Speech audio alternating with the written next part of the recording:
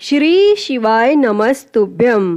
प्रिय भक्तजनों, आषाढ़ माह के कृष्ण पक्ष की अमावस्या तिथि आषाढ़ अमावस्या कहलाती है। आषाढ़ अमावस्या के दिन स्नान और दान करने से पुण्य की प्राप्ति होती है और सभी प्रकार के पाप का नाश होता है। धार्मिक मान्यताओं के अनुसार अमावस्या के दिन पितृलोक से पितर पृथ्वी पर आते हैं और उम्मीद करते हैं कि अपने वंश से उनको तृप्त किया जाएगा और इस वजह से अमावस्या के दिन पितरों की तृप्ति के लिए तर्पण, पिंडदान, श्राद्ध कर्म आदि करते हैं। और यह अमावस्या की तिथि भगवान विष्णु और पितरों को समर्पित है। इस दिन गंगा स्नान के साथ जप, तप और दान भी किया जाता है। धार्मिक मान्यता है कि अमावस्या पर भगवान श्री हरि और पितरों की पूजा करने से जातक के जीवन में खुशियों का आगमन होता है और साथ ही पितृदेव प्रसन्न होते हैं। और आषाढ़ अमावस्या को दान, पुण्य और पितरों की आत्मा की शांति के लिए किए जाने वाले धार्मिक कार्य विशेष फलदायी माने जाते हैं। और यह अमावस्या किसानों के लिए भी विशेष महत्व रखती है, क्योंकि इस दिन हल और खेती में उपयोग होने वाले उपकरणों की पूजा की जाती है। इसीलिए इसे हलहारिणी अमावस्या भी कहा जाता है। और इतना ही नहीं, यह तिथि पितृदोष से मुक्ति दिलाने में सहायक मानी गई है। अतः पितृ कर्म के लिए यह तिथि बेहद शुभ मानी जाती है। इस दिन ब्रह्म मुहूर्त में उठकर किसी नदी, जलाशय या कुंड आदि में स्नान करें और भगवान सूर्य देव को अर्घ्य देने के बाद पितरों का तर्पण करें। इसके अलावा इस दिन पितरों की आत्मा की शांति के लिए उपवास करें। इस दिन घर के मंदिर की सफाई करें और वहां दीप जलाएं। और इस दिन भगवान शिव की पूजा अर्चना करने का विशेष महत्व है। इसीलिए घर के मंदिर में भगवान शिव की प्रतिमा स्थापित करें और इसके बाद आप भगवान शंकर के प्रति तिलक लगाकर उन्हें रोली, नैवेद्य, पुष्प, अक्षत, धूप, मिष्ठान, फल, पंचामृत आदि पूजा सामग्री अर्पित करें। और पूजा सामग्री अर्पित करने के बाद आप आषाढ़ अमावस्या की व्रत कथा का श्रवण करें और आरती के साथ पूजा का समापन करें। और पूजा के बाद आप फलाहार ग्रहण कर सकते हैं और व्रत का पारण अगले दिन भगवान की पूजा अर्चना के बाद ही करें। और अमावस्या के दिन शाम को पीपल के पेड़ के नीचे सरसों के तेल का दीपक जलाएं और अपने पितरों का स्मरण करें। प्रिय भक्तजनों, आषाढ़ अमावस्या के दिन दान पुण्य के कार्य जरूर करने चाहिए।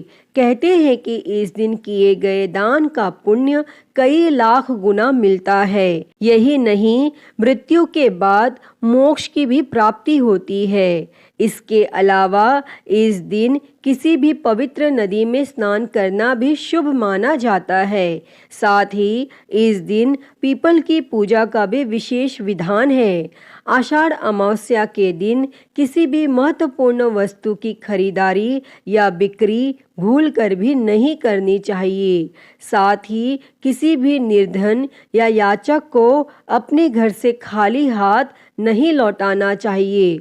और इसके अलावा इस दिन किसी से भी कटु शब्द का प्रयोग गलती से भी नहीं करना चाहिए और ना ही इस दिन मांस मदिरा का सेवन करना चाहिए। संभव हो सके तो इस दिन तिल के तेल के सेवन का भी परहेज करना चाहिए। आइए अब सुनते हैं आषाढ़ अमावस्या की व्रत कथा।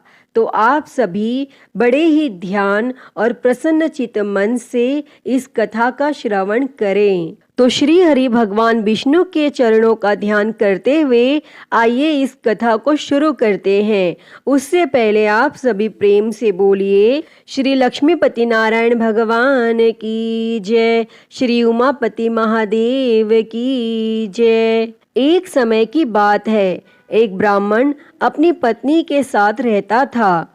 वो दोनों ही भगवान विष्णु के बहुत बड़े भक्त थे।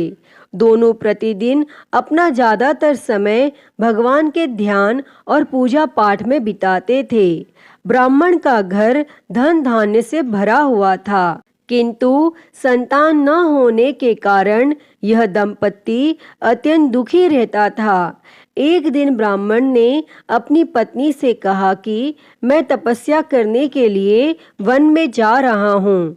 इसके बाद भगवान पर भरोसा और संतान की कामना लेकर वह ब्राह्मण वन में तपस्या करने के लिए चला गया और ब्राह्मण को कठोर तपस्या करते हुए कई वर्ष बीत गए, लेकिन उसे फल की प्राप्ति नहीं हुई और अंत में हार मानकर ब्राह्मण ने अपने जीवन को समाप्त करने का निर्णय लिया और अपना जीवन समाप्त करने के बारे में सोचकर उसने पेड़ की डाली पर फांसी का फंदा डाल दिया और अपने गले पर बांधने लगा। और तभी वहां पर सुख अमावस्या प्रकट होकर बोली, हे ब्राह्मण, तुम्हारे भाग्य में 7 जन्म तक कोई संतान नहीं लिखी है, किंतु मैं तुम्हें 2 कन्या का वरदान देती हूँ। तुम अपनी एक कन्या का नाम अमावस्या रखना और दूसरी कन्या का नाम पूनम रख देना।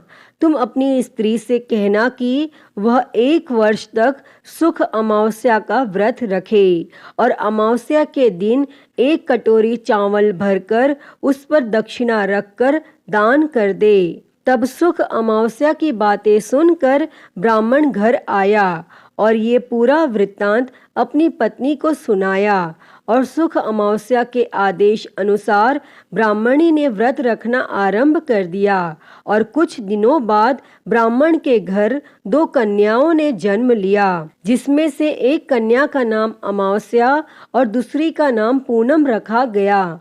और जब ब्राह्मण की दोनों बेटियां बड़ी हुई तो ब्राह्मण ने उनका विवाह कर दिया। बड़ी बहन अमावस्या धार्मिक प्रवृत्ति की थी। वह काफी समय भगवान की पूजा और धर्म कर्म में व्यतीत करती थी और इसके विपरीत पूनम भगवान को बिल्कुल भी नहीं मानती थी। और बड़ी बहन अमावस्या के घर में सुख समृद्धि का भंडार था, पर छोटी बहन के घर में दरिद्रता छाई थी।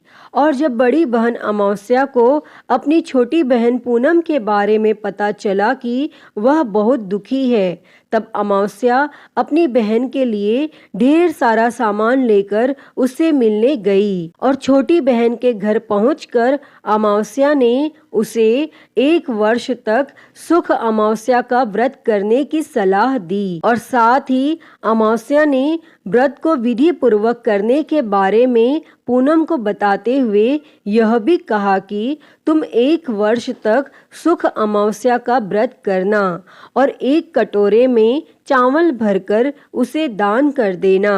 ऐसा करने से तुम्हारे सभी कष्ट दूर हो जाएंगे और घर में सुख समृद्धि आएगी। तब पूनम ने अपनी बहन की बात को मानते हुए बिल्कुल ऐसा ही किया, जिसके बाद 1 साल के भीतर पूनम का घर धन धान्य से भर गया और उसके घर एक बेटे ने जन्म लिया। और इस प्रकार जो भी विधि पूर्वक सुख अमावस्या का व्रत करता है उसके घर में सुख समृद्धि आती है। तो सभी प्रेम से बोलिए श्री हरिनारायण भगवान की जय।